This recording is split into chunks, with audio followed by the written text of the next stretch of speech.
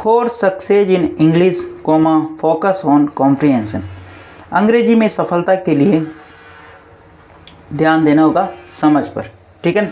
For success in English यानी अंग्रेजी में सफलता के लिए कॉम्प्रिहेंशन यानी समझ पर ध्यान देना होगा, ठीक है।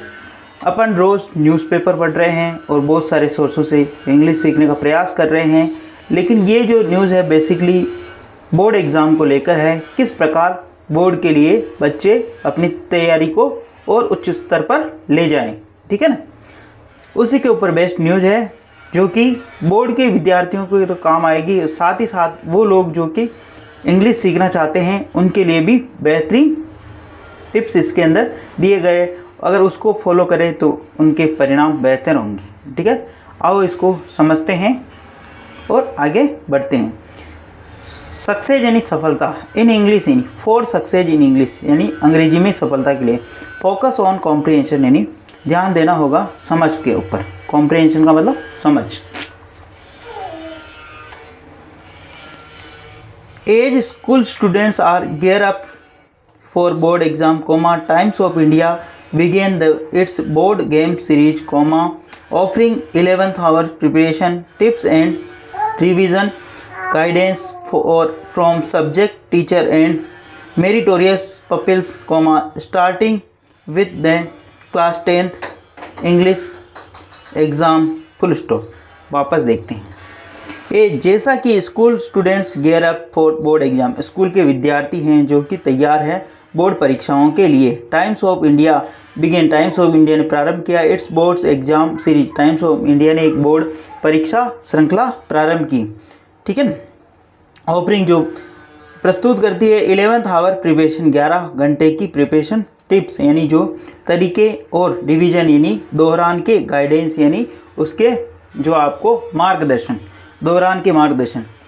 टाइम्स ऑफ इंडिया ने प्रारंभ की एक बोर्ड सीरीज जो प्रस्तुत करती है 11 आवर्स की, जो 11 घंटे की जो तैयारी है, टिप्स एंड मार्गदर्शन, टिप रिवीजन यानी उसके दौरान के मार्गदर्शन, प्रो सब्जेक्ट टीचर्स यानी सब्जेक्ट टीचर के माध्यम से, एंड मेरिटोरियस पपिल्स यानी जो मेधावी छात्र है। मेरिटोरियस का मतलब होता है मेधावी छात्र, ठीक है ना। Starting with the class 10th English exam जो कि प्रारंभ हो रहा है कक्षा 10वीं के इंग्लिश परीक्षा से, ठीक है। आओ आगे बढ़ते हैं और समझते हैं। प्लीज़ अगर वीडियो अच्छा लगे तो इसको लाइक करना, शेयर करना, और चैनल फर्स्ट टाइम आए तो सब्सक्राइब करना ना भूलें।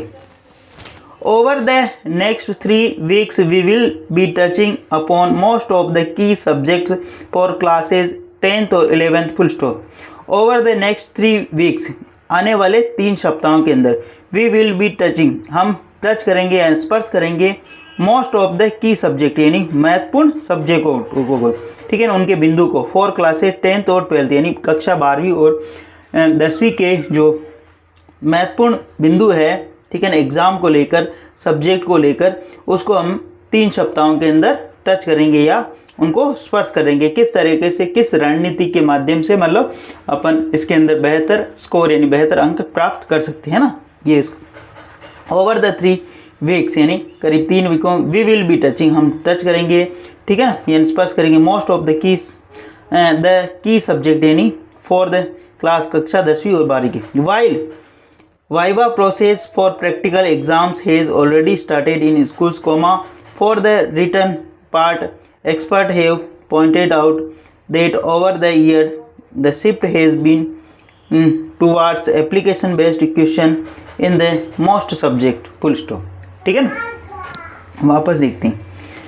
While the viva process for practical exam यानी जो वाइवा प्रोसेस हैं, जो मौखिक परीक्षा है, वो पहले से प्रारंभ हो गई हैं विद्यालयों के अंदर, ठीक है। हैज़ ऑलरेडी स्टार्टेड यानी प्रारंभ हो गई विद्यालयों के अंदर।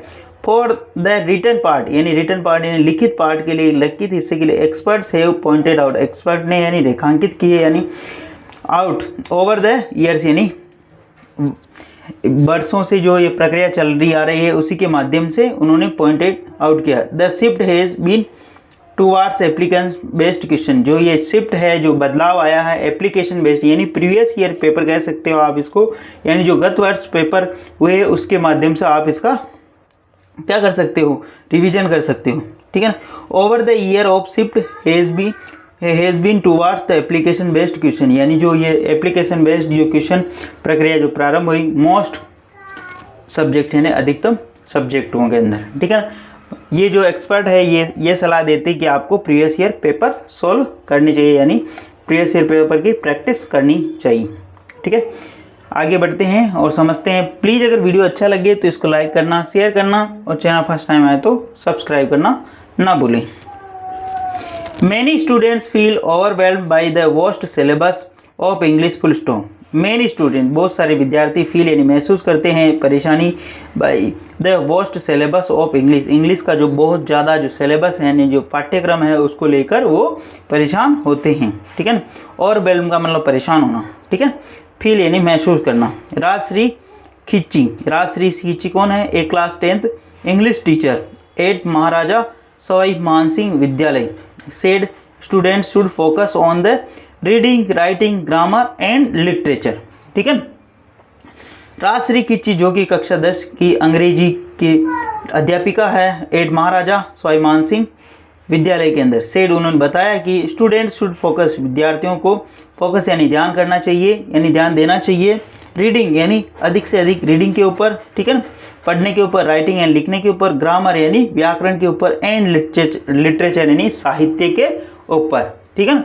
परीक्षा के लिए उनको इन पॉइंट के ऊपर विशेष तौर पर ध्यान रहे, reading, writing, grammar and literature, ठीक है।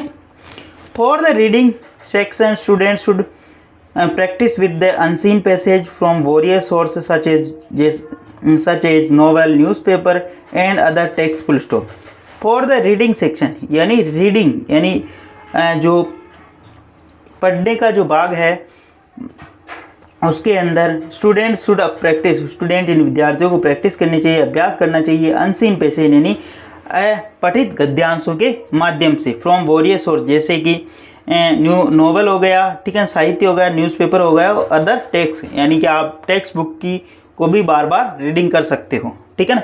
अगर आपका सिलेबस हो गया है तो आपके जो चैप्टर दिए हुए हैं उनको भी आप रिवाइज करें तो बेहतरीन परिणाम आएंगे, ठीक है ना। आगे बढ़ते हैं।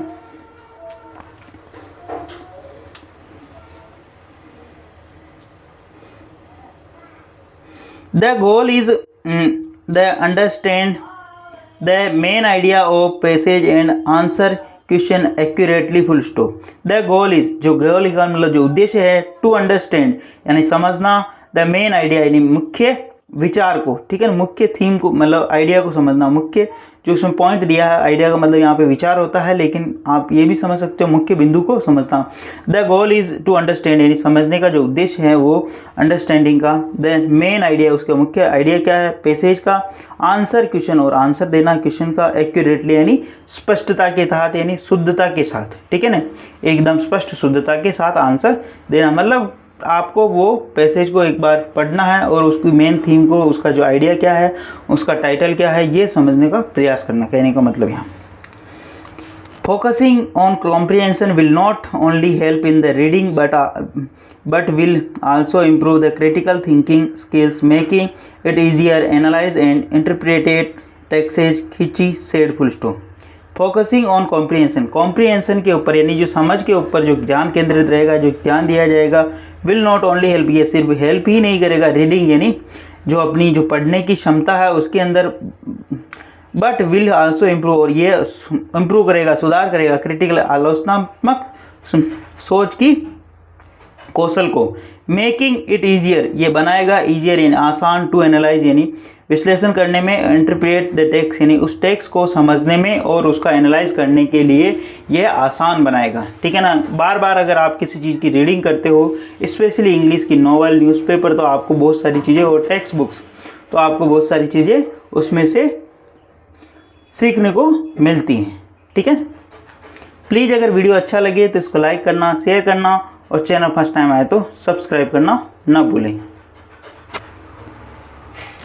Grammar is another critical area where teacher advise consistent practice with topics such as tense, modal, determinants and reported speech full stop.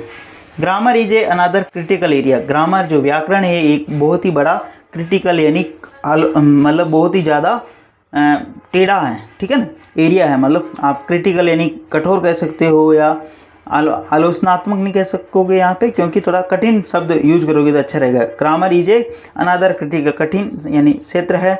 Where जहाँ टीचर एडवाइज, जहाँ टीचर यानी जो अध्यापक है, कंसिस्टेंट यानी जोर देते हैं, प्रैक्टिस यानी इसके ऊपर बार बार अभ्यास करने का, विथ टॉपिक्स यानी जो बिंदु है, सच जैसे tenses, model, determiners and reported speech, जैसे टेंस को दोहराना बार बार, ठीक है ना, मॉडल को दोहराना, डिटर्मिनर्स, ठीक है ना, उनको दोहराना, एंड रिपोर्टेड स्पीच जिसको डायरेक्ट इनडायरेक्ट नरेशन भी बोलते हैं, उनको बार बार दोहराना। टीचर इस चीज़ पर अधिक फोकस करते हैं, इस चीज़ पर अधिक जोर देते हैं, ठीक है।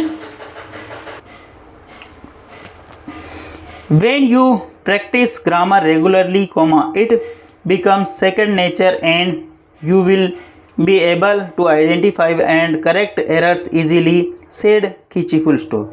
When you practice grammar regularly, जब तुम ग्रामर यानी व्याकरण की नियमित रूप से अभ्यास करते हो, it becomes ये बन जाता है second nature यानी तुम्हारी द्वितीय अभ्यास कह सकते हो ना, नेचर बन जाता है या अभ्यास बन जाता है। And you will be able, और तुम सक्षम होगे, टू आइडेंटिफाई यानी पता लगाने के लिए, करेक्ट एरर यानी जो असंगतियां हैं उसके अंदर उसका पता लगाने के लिए, इजीली यानी आसान तरीके से। सेड खिची, खिची ने ऐसा कहा।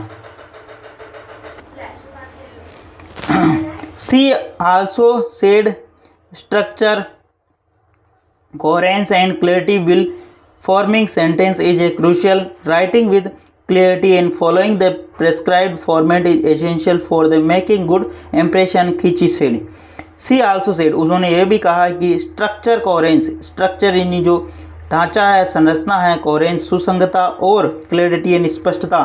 उन्होंने ये कहा कि संरचना है जो और सुसंगतता और स्पष्टता, वाइल फॉर्मिंग सेंटेंस यानी सेंटेंस बनाते समय यानी वाक्य बनाते समय, इज ए क्रूशियल ये एक महत्वपूर्ण है। यानी कि आप जब भी वाक्य बनाओ तो उसके अंदर सुस्पष्टता, सुसंगतता और सुस्पष्टता और संरचना अच्छी होनी चाहिए, ठीक है ना, वो एक प्रभाव करती है। इज सेंटेंस इज क्रूशियल यानी महत्वपूर्ण भूमिका निभाती है उसके अंदर। Writing with clarity and following the prescribed format is essential for making a good impression, खींची said. Writing with clarity यानी clarity यानी स्पष्टता के साथ लिखना, and following the prescribed format, और जो दिया गया जो फॉर्मेट है, जो आपको शब्दों की जो सीमा दी गई है उसके अंदर लिखना, फॉर्मेट इज एसेंशियल यानी महत्वपूर्ण है, for the making good impression यानी अच्छा प्रभाव बनाने के लिए। एग्जामिनर जब आपकी कॉपी चेक की जाती है तो आप अगर अच्छे तरीके से लिखते हो तो उसका अच्छा प्रभाव पड़ता है, ठीक है ना। खींची सेड, खींची ने ऐसा कहा। For the literature section, Khinchi advise student to thoroughly read and understand the prose and poems from the textbooks, along with the making notes on the key points, summarize characters, themes and literary device used in the text, full stop। वापस देखते हैं। For the literature यानी साहित्य के लिए, साहित्यिक अनुभाग के लिए, खींची एडवाइज, खींची ने एडवाइज यानी सुझाव दिया है स्टूडेंट्स को, थोरली रीड यानी उसको मतलब गहनता से पढ़े, एंड अंडरस्टैंड और समझे, द प्रोज एंड पोइम्स यानी गद्यांश और कविता को, फ्रॉम द टेक्स्ट बुक यानी किताब से, अलॉन्ग विथ साथ ही साथ, मेकिंग नोट्स और अपने नोट्स बनाए, उन की पॉइंट्स यानी मुख्य बिंदु के, समराइज यानी उसको दोहराएं, कैरेक्टर्स यानी उसके जो पात्र है, थीम्स है, मुख्य थीम क्या है, लिटरेरी डिवाइस यानी जो साहित्यिक उपकरण है, यूज्ड इन द टेक्स्ट जो कि टेक्स्ट के अंदर, किताब के अंदर यूज़ किए गए हैं, ठीक है ना। उनका कहना है कि आपको रीड करना चाहिए, अंडरस्टैंड समझना चाहिए गद्यांश को, और वो जो कविता है उनको किससे, टेक्स्ट बुक से, अलॉन्ग विद साथ ही साथ नोट्स बनाने चाहिए, मुख्य बिंदु के और समराइज उन्हें दोहराना चाहिए, उनके करेक्टर और जो उनकी थीम है, आइडिया है, उसको भी याद रखना चाहिए, साहित्यिक डिवाइस के साथ यूज करना चाहिए। डिवाइस का मतलब उपकरणों के साथ। Understanding is the essence of each text and being able to discuss the critical will help you answer literature related question effectively, she said, full stop, ठीक है ना। अंडरस्टैंडिंग यानी जो समझ है, ठीक है ना, the essence of the each text, यानी प्रत्येक जो टेक्स्ट है, प्रत्येक जो शब्द है, प्रत्येक जो वाक्य है, उसकी जो समझ है, and being able to discuss, वो आपको योग्य बनाएगी, ठीक है ना, डिस्कस यानी विचार करने के लिए, और क्रिटिकली और आलोचनात्मक रूप से विल हेल्प यू, और तुम्हारी सहायता करेगी टू आंसर, उत्तर देने के लिए, लिटरेचर यानी साहित्यक रिलेटेड क्वेश्चन, साहित्यक से संबंधित जो क्वेश्चन है, इफेक्टिवली नहीं जोरदार तरीके से, सी सेड, ऐसा उनका कहना।